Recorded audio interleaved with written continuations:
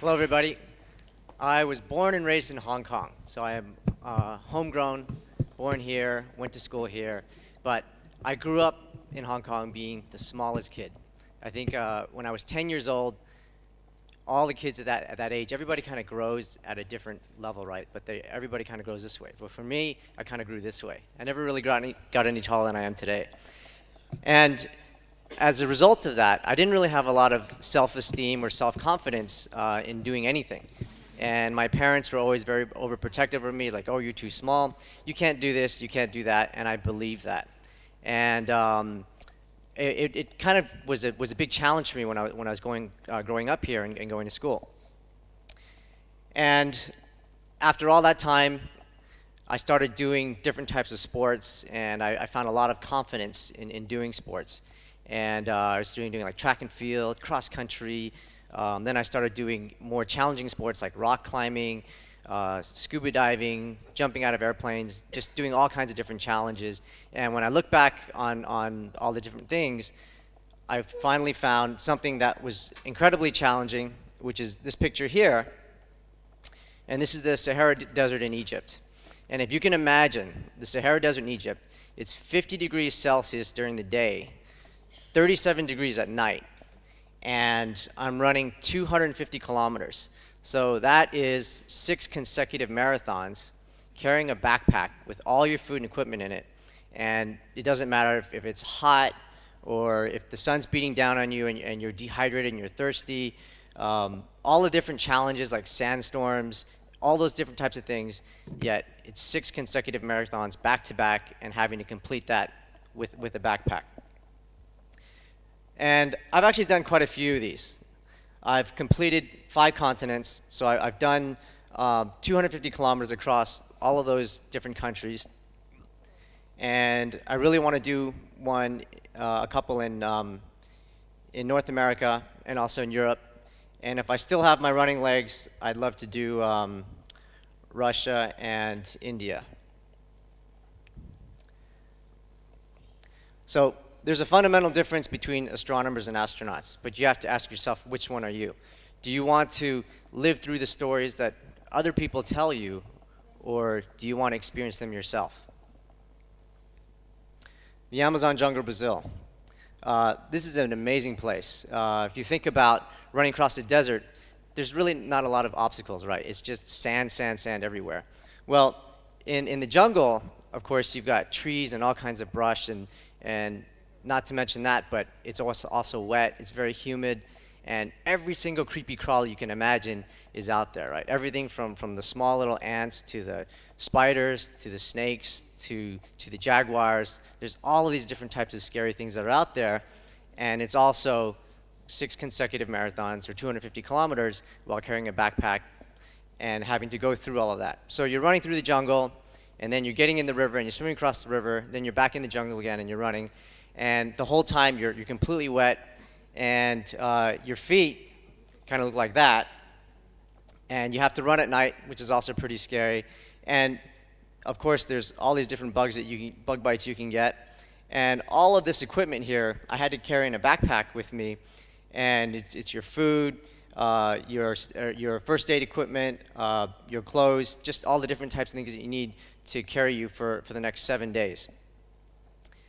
And the next picture here shows me crossing the river. And I think they didn't allow us to swim across the river because there were piranhas or crocodiles or something in the water that they didn't want us to be exposed to. So we had to basically go across this rope. And if you can see this thing here, these were these plastic kind of panels that you can buy, and these are to protect me against snake bites, because I'm really scared of snakes, and I didn't want to be going through the jungle where you've got all this brush around you and you can't really see the snakes because they're camouflaged, and you're running along and you don't really want to be stepping on them or risk getting bitten by them. So I started doing all this research on the internet, and I found that, oh, well, you know what? I'm going to buy these things which protect you against snake bites, and I'm going to go run with these. So I show up on this run, and all the other fellow runners kind of looked at me and they're like, what are you wearing these things for? Are you going to go play soccer? Are you going to go play football? And I'm like, no, these are actually to protect me against snake bites. And it was really funny because there was this silence among the crowd, and they're all thinking like, smart guy, right? So, and we're running along, and every time we got to a section where there was like too much brush and you couldn't see the ground, they would stop, and they would like, oh, let that guy from Hong Kong go by first, and I'd kind of lead the way. And it's really funny because a lot of the runners, everybody kind of speaks different languages, and no one remembers my name, right? This is the guy from Hong Kong. So they called me Jackie Chan. They're like, oh, let Jackie Chan go by first. So uncomfortable doesn't kill you. That's the important lesson. And a lot of people ask me, well, what about training? How do you train in Hong Kong? You live in this urban environment, this concrete jungle. How do you go about training for these types of things? And the thing about ultra marathons or running 250 kilometers, there's no real training method. I mean, who wants to run that anyway, right? So there's no real standard of training. Like, you can't go to the gym and do some weights and go run on the treadmill for a little while and then be expected to be able to go run across a desert or run across a jungle. So you have to think outside the box. You have to get creative. You don't just work with the tools that you have. You kind of have to expand your thinking and really try to think about what it is that you're doing. So I run with rice, 16 kilograms of rice, and my friends, they call that mini-me. And I run across the beaches, on the roads, down by Times Square. After work, I run at the gym. And there's a funny story here. As I'm running at the gym, I'm on the treadmill. I've got mini-me on my back, and I'm running. And one of the gym attendants comes over, and he goes, oh, excuse me, you must be new here. I just want to let you know that we have locker rooms. You can put all your backpack there. You don't have to carry it with you. And I really believe that a lot like the military is when you're training, you should train like you're actually going to be in the event, or you should train like on the day that you're actually there, and experience or try to mimic the experience that you would be feeling.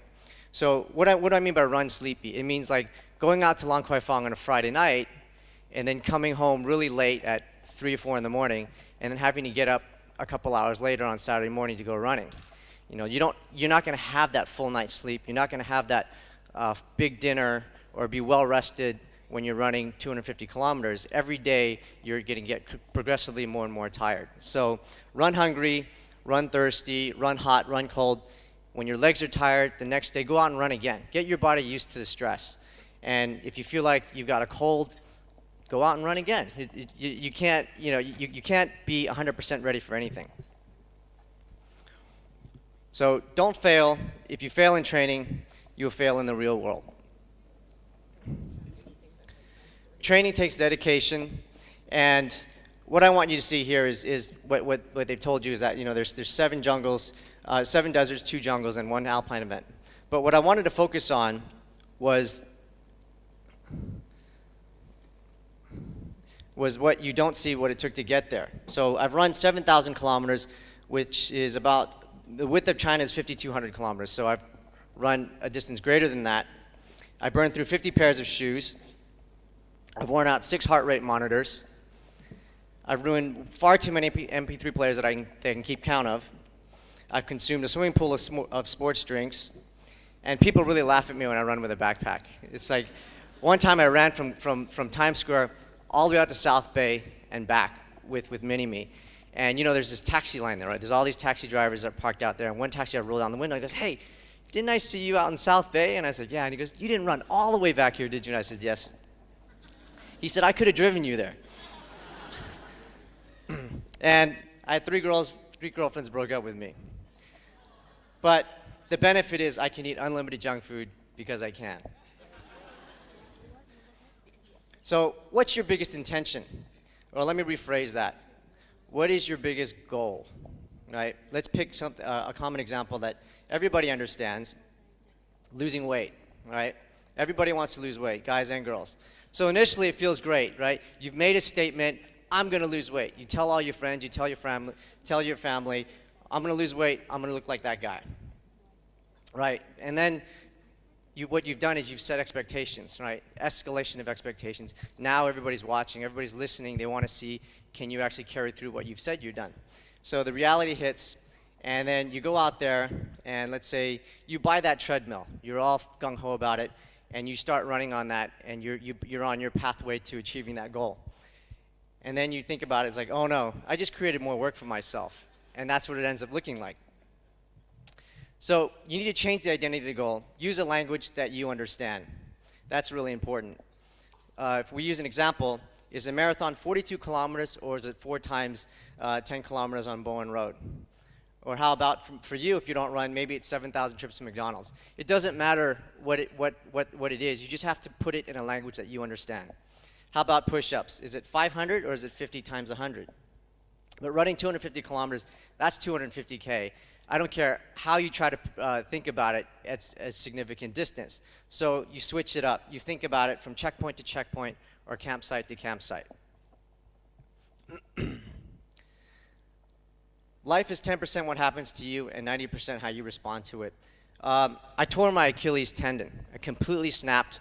My calf muscle was up behind my knee, and everybody said, that's a career ender. You're not going to be able to do much anymore. And a lot of people think, oh, how did you do that? Did you run across the desert? I go, no, I did that playing dodgeball. So 5 months later, I went through all of this recovery. I had the surgery, I had the cast, I had the special boot, and I thought to myself, you know what? Times have changed. Don't wait for things to return to normal. This is the new normal. And against what everybody thought, 5 weekends later, I went and ran the Macau Marathon. 8 weeks later, I ran the Hong Kong Marathon. And then 13 weeks later, I went to Namibia, and I ran 250 kilometers. And my doctor was so happy, he put me in the hospital brochure. So the last thing I just want to end with is, don't wait. The time will never be just right. And what I mean by that is that we live in a world of disruption. We live in a world of distraction, meaning that there's so many things that distract us, and we have these things with technology that help to harness all of that, right?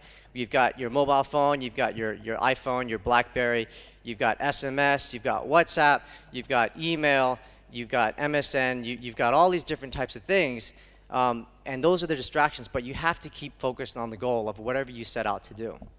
Okay? So I really want to leave you with that final message is don't wait. The time will never be just right. Thank you.